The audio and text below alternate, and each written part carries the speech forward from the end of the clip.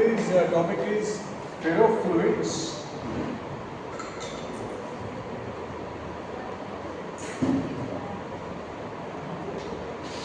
It is also known as magnetic fluids or magnetic fluids, magnetic liquids, whatever you call it, liquid magnets. So, what is happening here is we are using two aspects: fluidity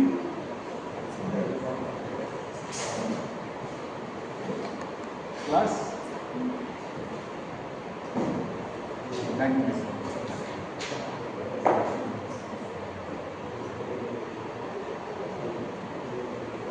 Fluidity plus magnetism, ये दोनों हमको एक साथ मिलता है.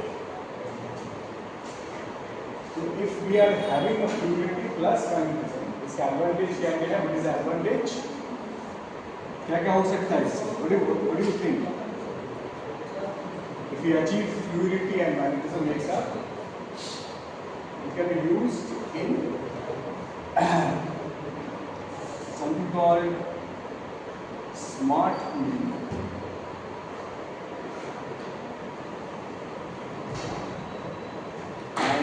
Most importantly, in biomedical applications.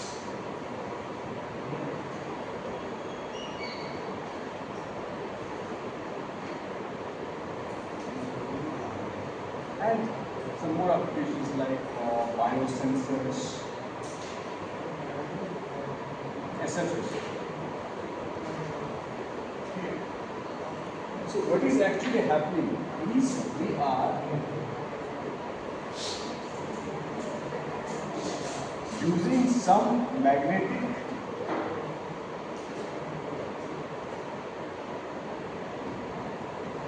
nanoparticles in the form of cobalt, nickel, or Fe3O4 for example.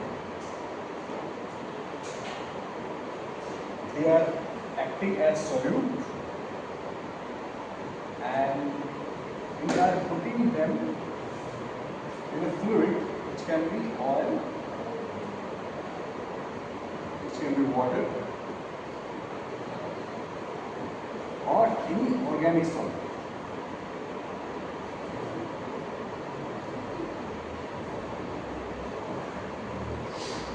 So this is the solvent. So one is the solute, ये solute है, और ये है solvent.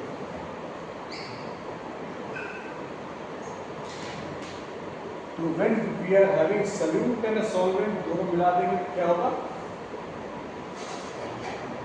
क्या होगा? solute और solvent मिलाने से क्या होता है?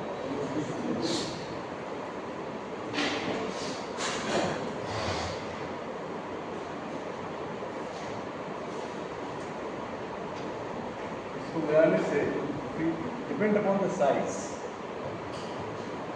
साइज अगर बहुत छोटा है तब ये सोल्यूशन होगा.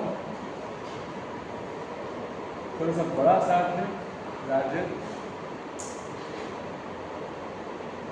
माइक्रोमीटर्स बोल सकते हो, तो ये हो जाएगा suspension.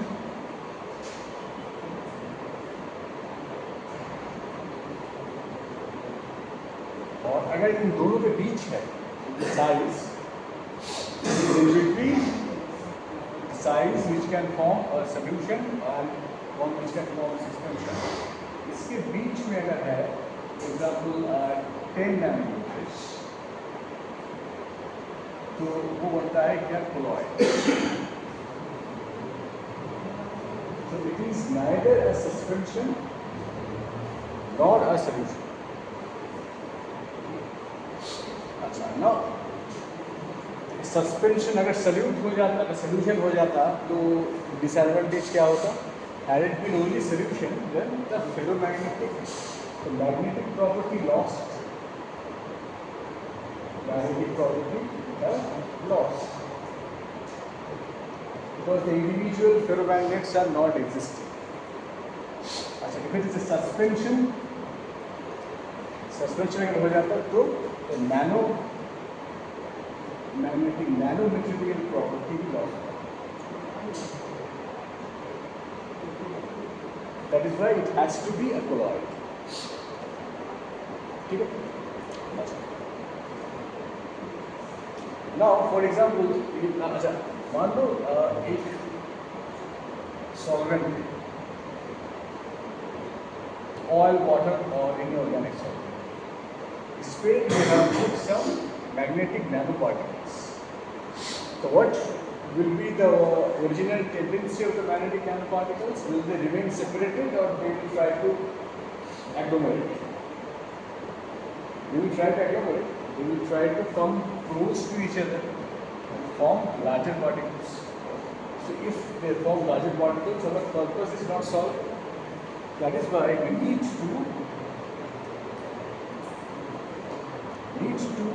keep the magnetic nanoparticles separate. They should be present as separate entities. So that is why the next thing that we do is we apply something called a surfactant.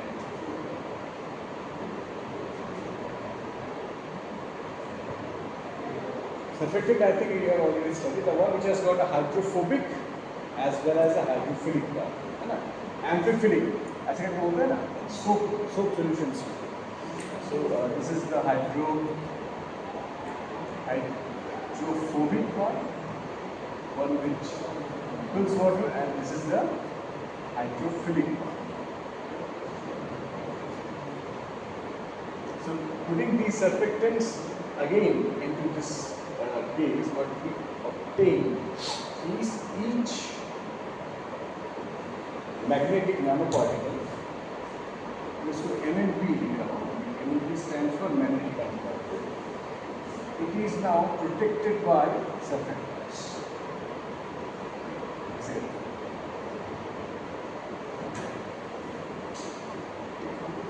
ये भी ऐसा है और इसके साइड में और एक है.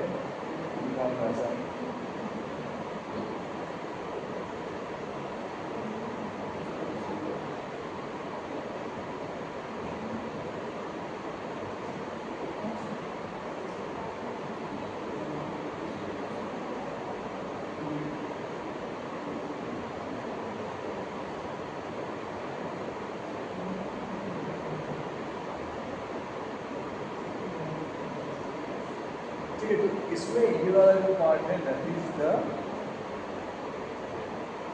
Hydrophobic part. That the hydrophobic part.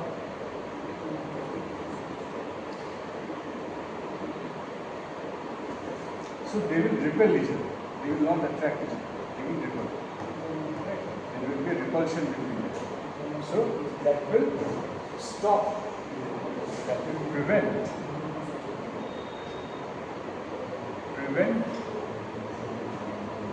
what? Prevent agglomeration. Exactly near that.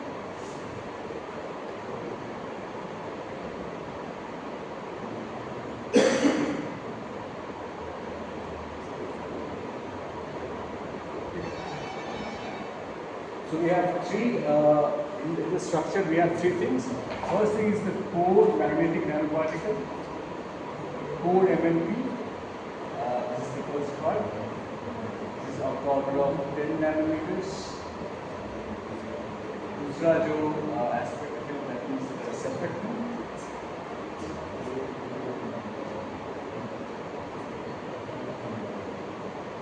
Which is preventing agglomeration, and the third is of course the solution.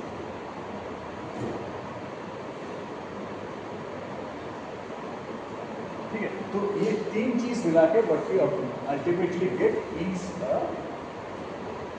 ferrofluid. और मैग्नेटिक मटेरियल।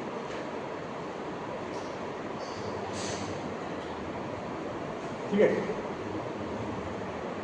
अच्छा, now this ferrofluid, it shows some unusual properties. What are the unusual properties it shows? First of all, it shows something called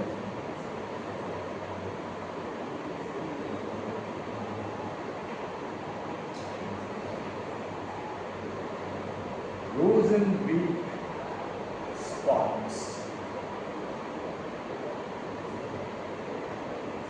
Number one. Number two, it shows something called magnetic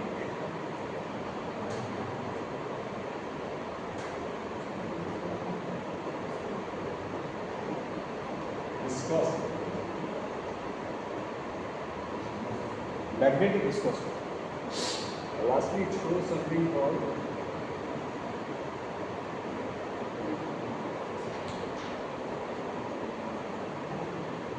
thermomagnetic convection.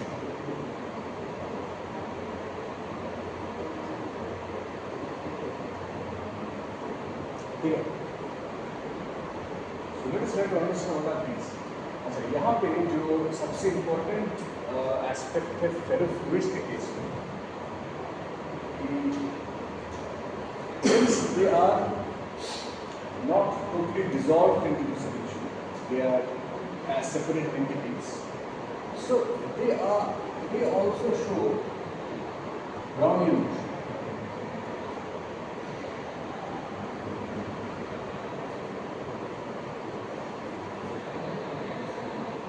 Brownian motion also the zigzag path of the particles. Particles will show as a zigzag path. This is the first thing. Second thing is that there is always, not only for ferrofluids, for any magnetic material, although zerotically we always say that it is magnetic beyond Curie point, for temperature less than Curie point it is not magnetic. So always there is a competition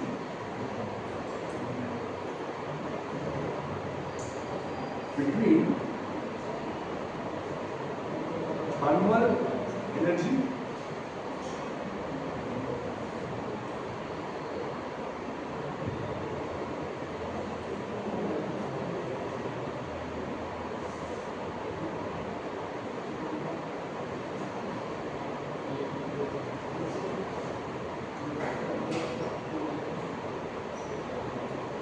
simply to KBT.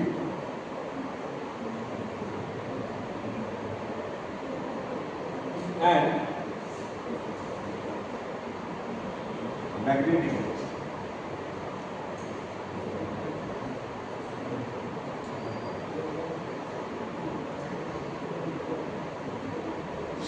Magnetic energy is represented by dipole moment into magnetic field. इन दोनों के बीच हमेशा comparison होता है। अच्छा, तो एक hysteresis plot को थोड़ा देखो, ये भी नॉर्मल हिस्टेरिसिस और कुछ लाइक, ठीक है। तो ये suppose in this case I increase the temperature, मैं यहाँ पर टेम्परेचर को अगर इंक्रीज करता हूँ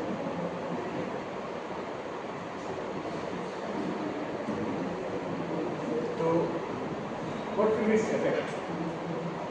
Temperature को मैं कोई magnetic material को if I increase the temperature, what effect will it have? It will cause vibrations or agitations.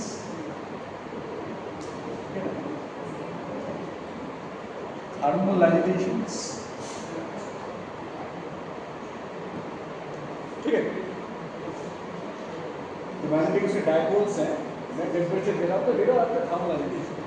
सो इस केस में मैं अगर कोई मैग्नेटिक फील्ड इस पे लगाता हूँ, आई कंसिडर टू केसेस। एक केस जहाँ पे I have not given any temperature, so delta T is equal to 0 one, temperature change is not has not taken place, और एक केस में there is a temperature change positive, ठीक है, same material, दोनों के case में मैंने magnetic field दिया,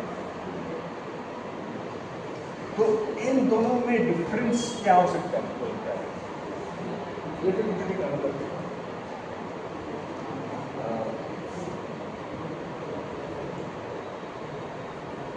एक मैग्नेटिक मटेरियल है, यहाँ पे मैग्नेटिक डायपोल्स आर रैंडम, ऐसा यहाँ पे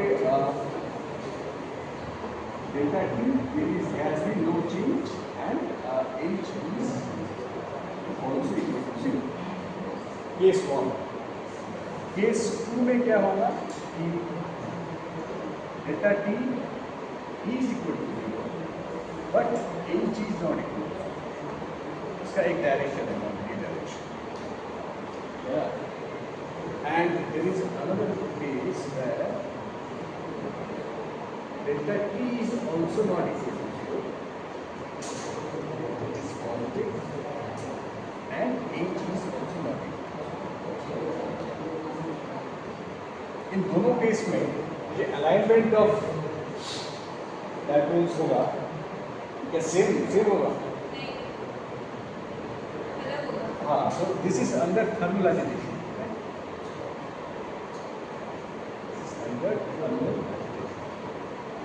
So यहाँ पे जो alignment that will be much easier होगा, यहाँ पे थोड़ा टाइम लगेगा, may be they will ultimately align, but जो MS है saturation magnetization, what is the saturation magnetization? And all the dipoles are aligned according to the direction, सारे dipoles are aligned हो गए, मतलब इस पॉइंट से हम लोगों ने ये वाला पॉइंट रीच किया, this is MS saturation magnetization. तो यहाँ पे मान लो we are getting the saturation magnetization at 0.3 tesla, just for example. तो यहाँ पे if you increase this is at room temperature, but in this case we will achieve the saturation magnetization not be at 0.3 but say 0.5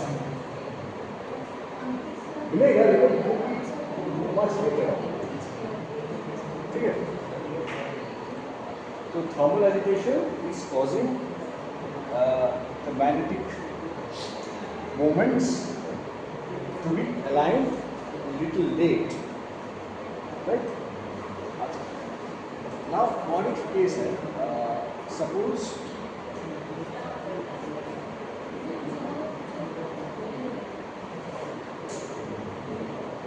my temperature change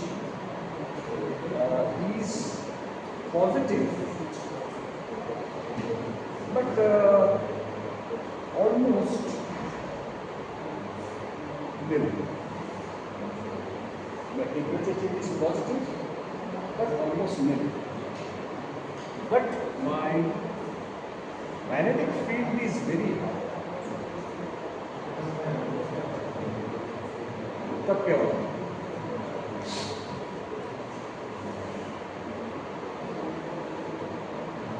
magnetic field अगर high है तो saturation magnetisation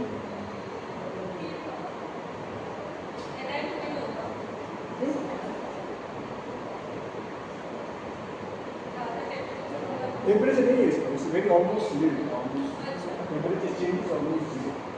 but यहाँ पे जैसे magnetization was little known to zero and it was sufficient to reach MS. यहाँ पे क्या है कि उससे भी मैंने हाई कर दिया, but condition is that my temperature change is almost zero.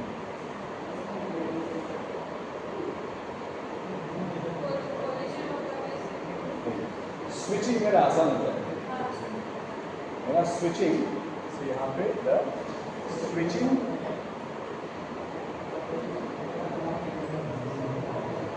will get easier, और ये एक्चुअली इसमें और एक फैक्टर भी होता है, when my size is also low, यहाँ पे साइज का काम है, ठीक है. So this is what happens in case of a super paramagnetism. Paramagnetism means याद है ना? This is paramagnetism.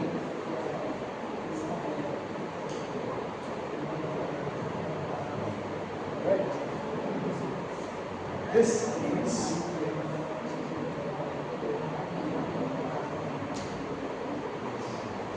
super paramagnetism. Divided the relaxation time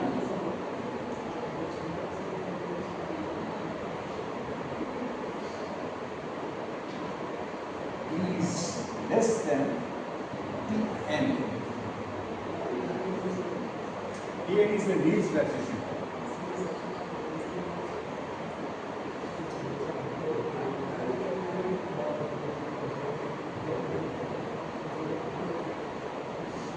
Relaxation time Tn से related क्यों है? Because if it is less than Tn, then ये जो change हो रहा है ना, when I am using a positive H, positive H means M is getting aligned with this direction, dipoles.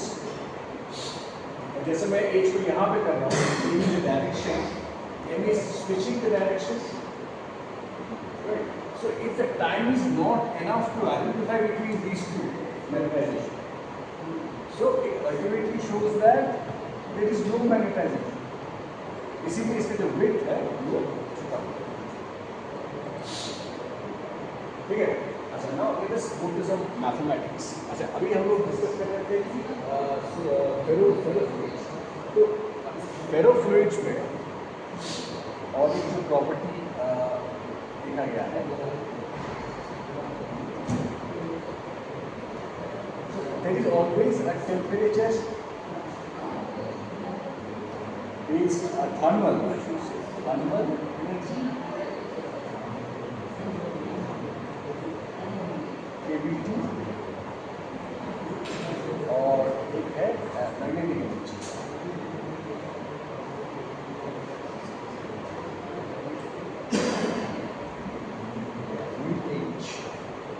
So इनका जो रेशियो है, this ratio H by KBT, this is what determines how my image plot will look like. image plot देखने में मेरा कैसा होगा वो इन दोनों रेशियो पे डिपेंड करता है. कैसे डिपेंड करता है? It is mathematically it is equal to cot H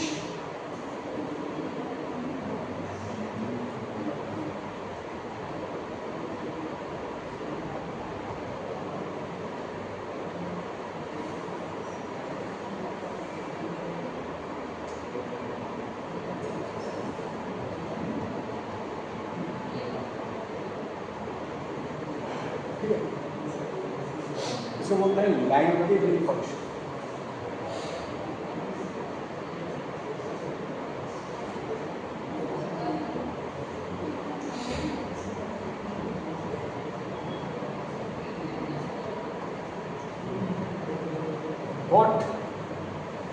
cot hyperbolic function कैसा होगा? Cot hyperbolic x is equal to cos hyperbolic h by sin hyperbolic h. ठीक है? So how was cot hyperbolic and sin hyperbolic h looks like? So cot hyperbolic h is sin hyperbolic.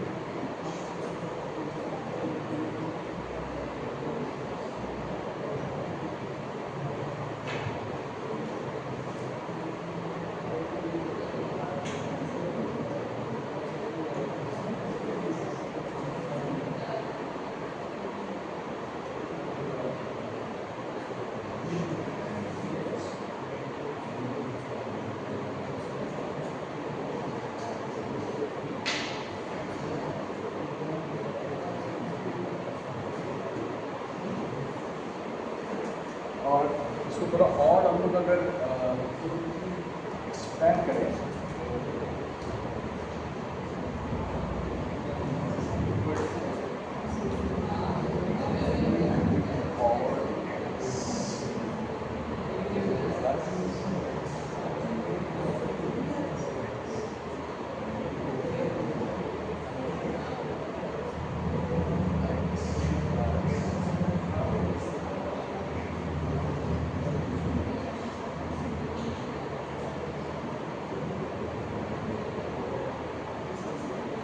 तो this is how it looks like, ठीक है।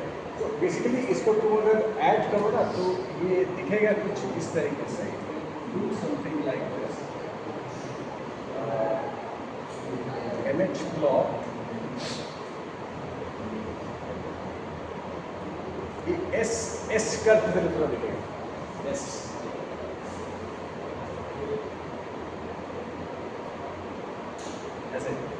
जैसे कि paramagnetic equations में लिखा है S, it is basically what happens in image.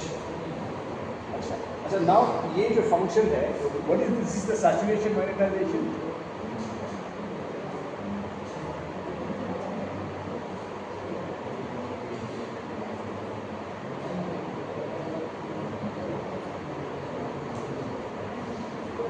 अच्छा now अभी just give me, there are two cases.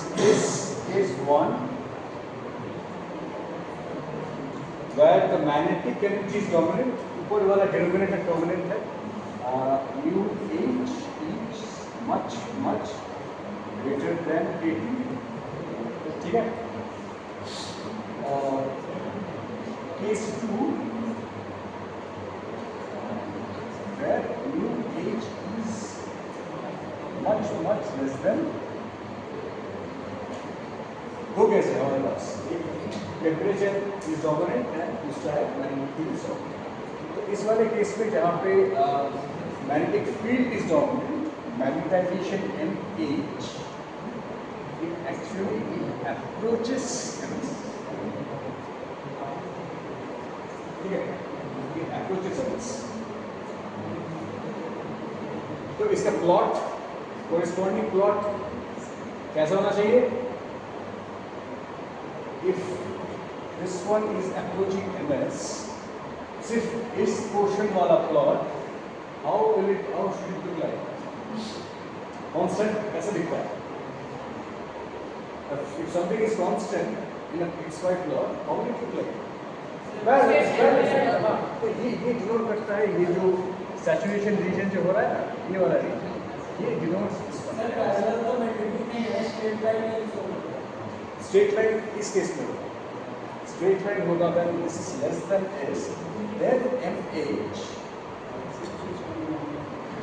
is approximately equal to mu h by 3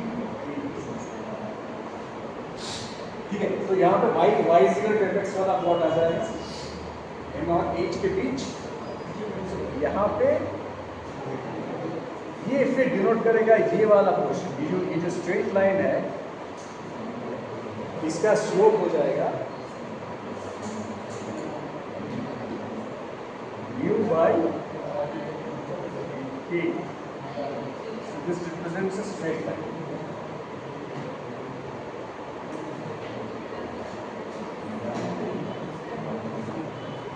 Linear at 45 degrees. At slope of mu by,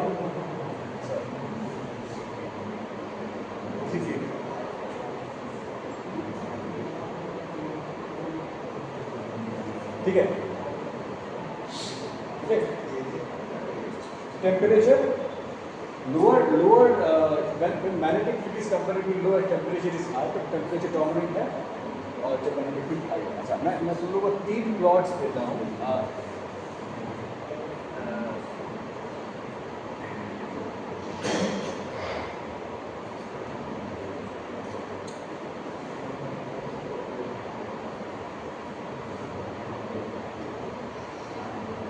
One of the plots is like this.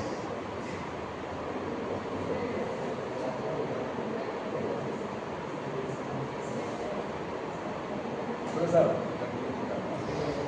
and another plot is like this.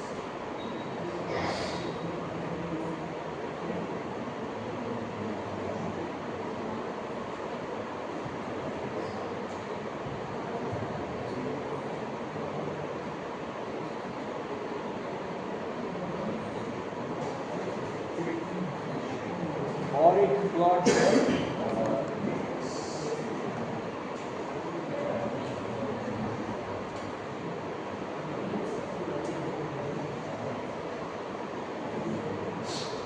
तीन plots है यहाँ पे an ampere flow meter each.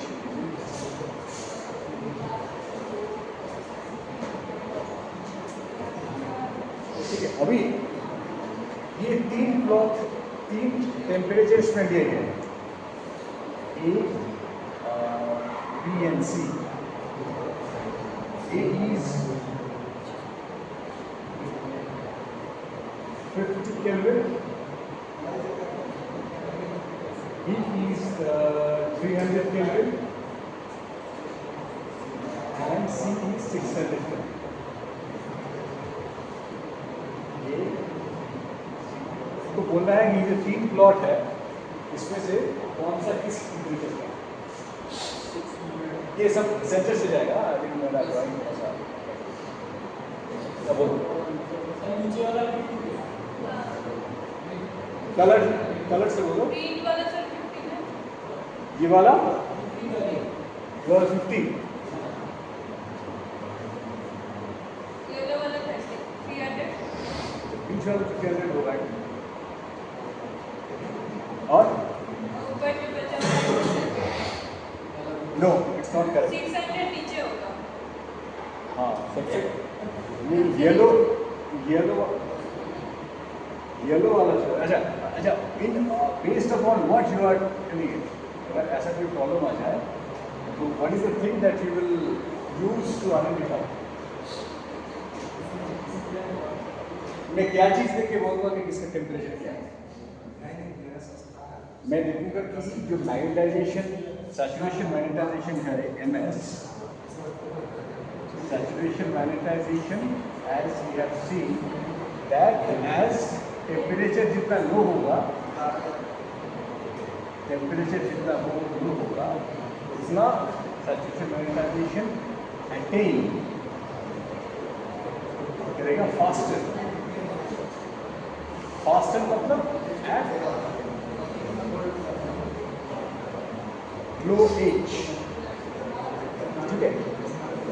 That is why this is 50 because यहाँ पे सबसे कम temperature में read कर रहा है। बीच वाला तो खैर 300 होगा और लास्ट वाला केल्विन, ठीक है। Okay, so the next topic related to ferrofluids is जैसे मैंने कहा था देयर इज समथिंग कॉल्ड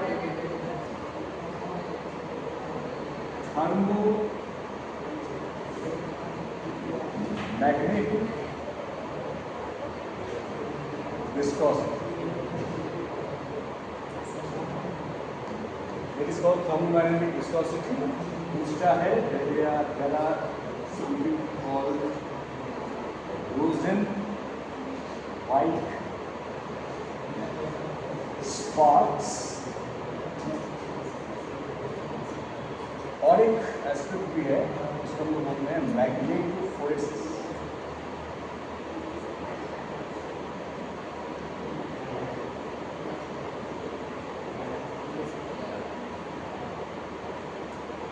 भाई लास्ट वाला पार्ट से स्टार्ट करें। What is the meaning of the last part, why is it important? Magnetophoresis का मतलब है if I have a gradient of magnetic field, ठीक है। If I have a gradient of magnetic field,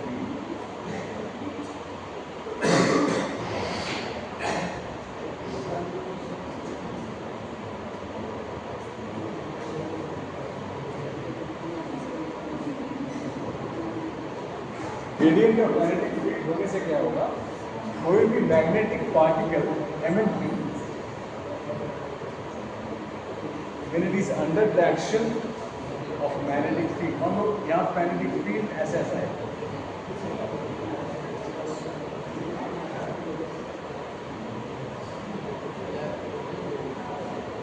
it's MNP.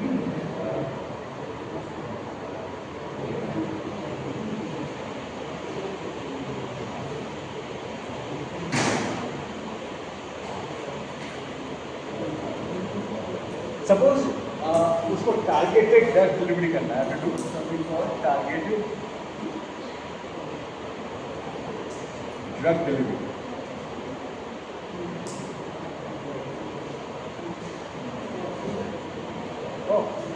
Or I need to use it for hyperthermia.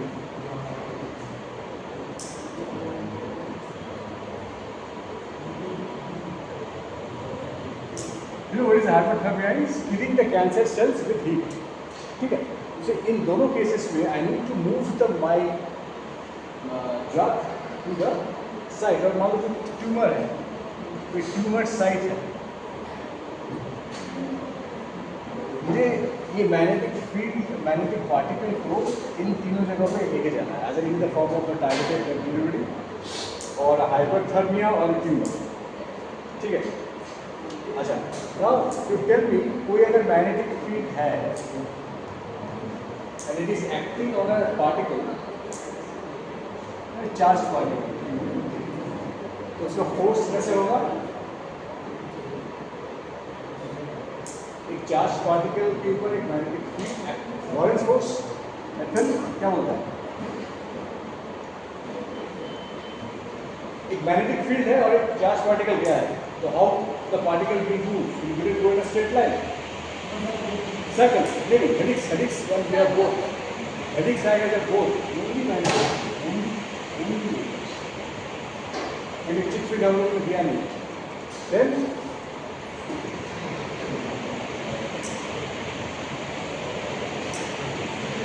ठीक है, circular motion. Okay, but इसमें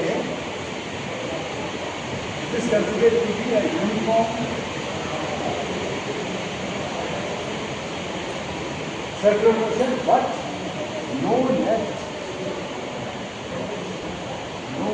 force.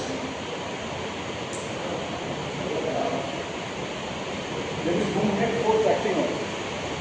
If there is no net force acting on it, ये जो magnetic nano particle को how will we take it to this one? Magnetic particle को targeted drug delivery, hyperthermia, ये तीनों काम के लिए we to have some magnetic force, जिससे कि मैग्नेटिक पार्टिकल को जगह पे पहुंचा है. So for that, for a magnet, we require a magnet. Unless and until there is a gradient acting on the peripheral, the gradient that will be the number of force, which are going to be used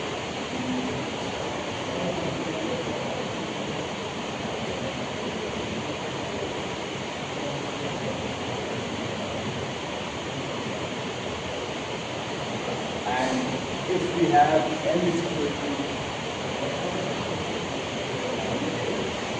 then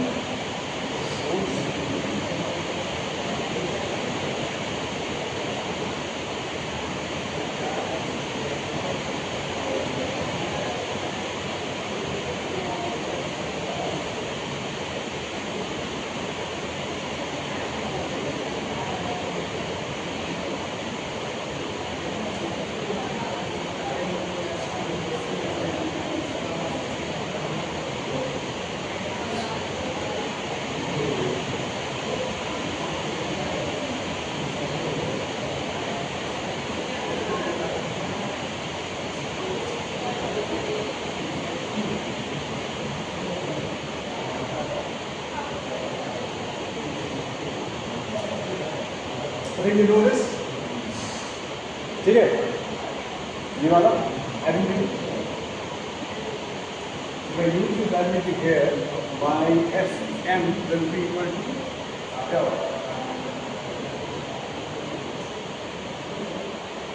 1/2.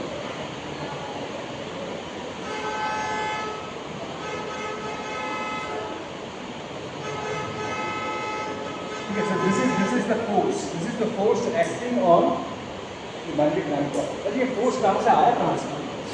तो हम लोग बोले ना magnetic field gradient, ये कहाँ से आया? Gradient मतलब something is changing with distance. ये आया due to the thermodynamic response, which is found, or you can say it's also due to this. These two are correlated. ये आया जो थर्मल इफेक्ट है उसका, थर्मल इफेक्ट क्यों है? Because of the thermomagnetic Brownian motion. ये thermal magnetic Brownian motion को आना, what is it? Viscosity. Viscosity you know, यहाँ पे क्या है? यहाँ पे विस्कोसिटी का मतलब है नॉट योर मोशन विस्कोसिटी, यहाँ पे मतलब है कि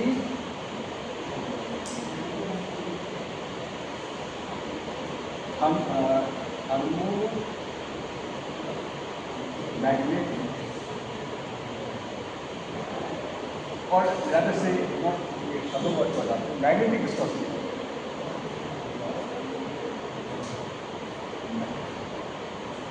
मैग्नेटिक विस्कोसिटी से मतलब है if we keep the magnetic particle M&P, lot of magnetic particles MP, if we apply an external magnetic field for long, ठीक है, बहुत देर तक हम लोग अगर एक्सटर्नल मैग्नेटिक फील्ड उस पर अप्लाई करते हैं, so it results in an irreversible permanent magnets जो होते हैं वो कैसे होते हैं? permanent magnets को मैग्नेटाइजेशन तो कैसे होता है? so this irreversible मैग्नेटाइजेशन भी होता है और उसमें ब्राउनियन मोशन के कारण ब्राउनियन मोशन की MMPs which to thermomagnetic convection.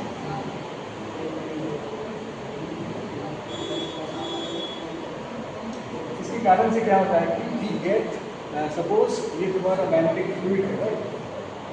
इसके अंदर फेरोफ्लूइड.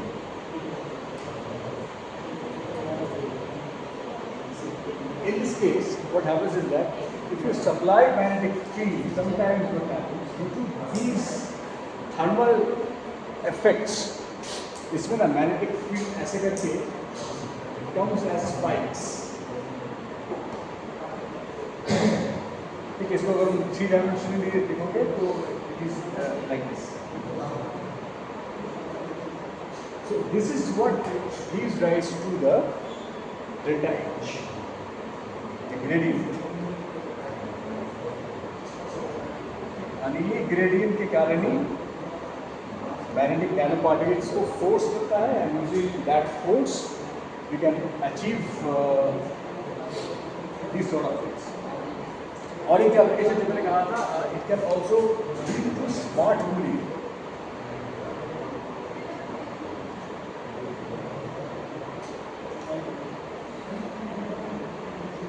Smart cooling कैसे होगा? By adjusting the magnetic field, we can take the heat away from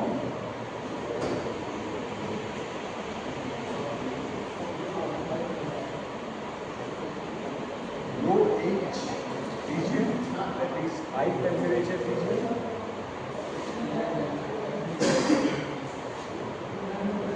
to high H region, that is low temperature.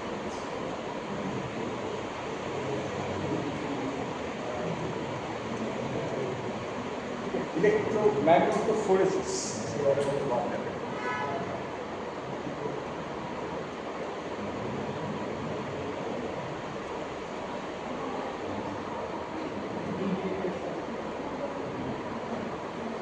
ठीक है, this leads to smart.